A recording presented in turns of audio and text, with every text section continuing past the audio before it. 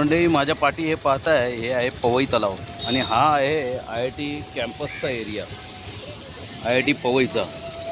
आणि हे इथे आहे स्टाफ क्वार्टर्स सगळ्या.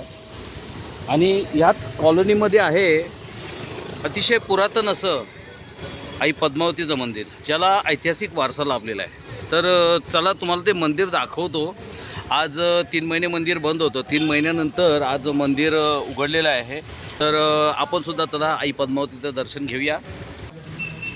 नमस्कार मंडळी, विषय वेगळा या यूट्यूब चॅनलमध्ये आपलं हार्दिक स्वागत आहे. मी राजेश पर. तर आज एका नवीन व्हिडिओमध्ये तुमचं स्वागत आहे.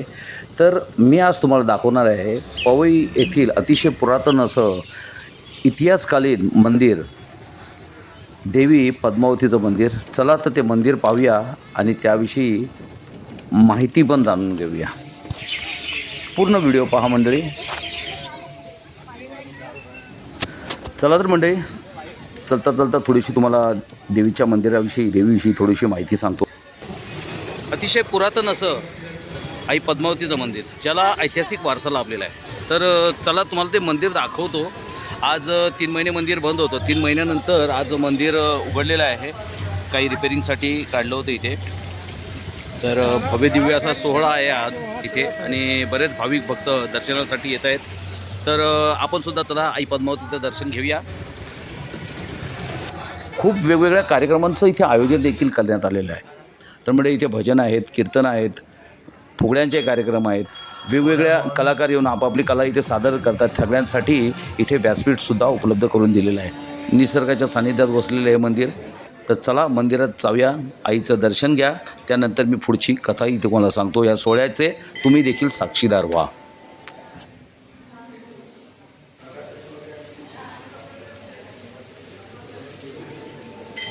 तर मंडळी, पवई तलाव आज सर्वांनाच माहीत आहे. पण हे तलाव कधी बांधलं माहिती आहे का? 1890 साली हे तलाव बांधण्यात आलं.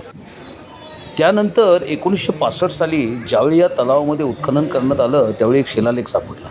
त्या शिलालेखावर आई पद्मावती मंदिराची बरीच माहिती दिलेली होती. तुम्हाला सांगतो, ह्या पवईचं नाव पहिलं पवई नव्हतं, पहिलं नाव होतं पौमई.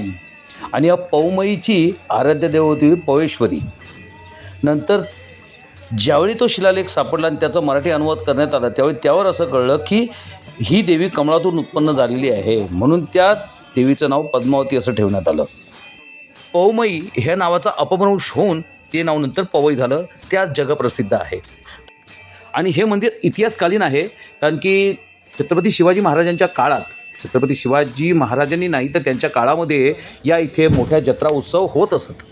पुरातन मंदिर आहेच, त्याचा पुरावा म्हणून उत्खननात सापडलेले शिलालेख आणि त्याचा केलेला अनुवाद तो सुद्धा इथे लावलेला आहे.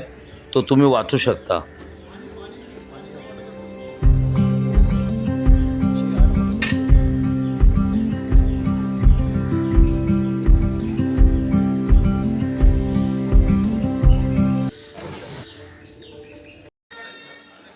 मंदिराच्या आवारामध्ये अजून 2 मंदिरं आहेत. एक सिद्धिविनायक गणपतीचं मंदिर आणि दुसरं नागेश्वर महाराजांचं मंदिर. ज्या दोन्ही मंदिराचा त्या शिलालेखावर उल्लेख सापडतो. तुम्ही ह्या दोन्ही मंदिराचं दर्शन घ्या. अतिशय सुंदर अशी मंदिरं आहेत.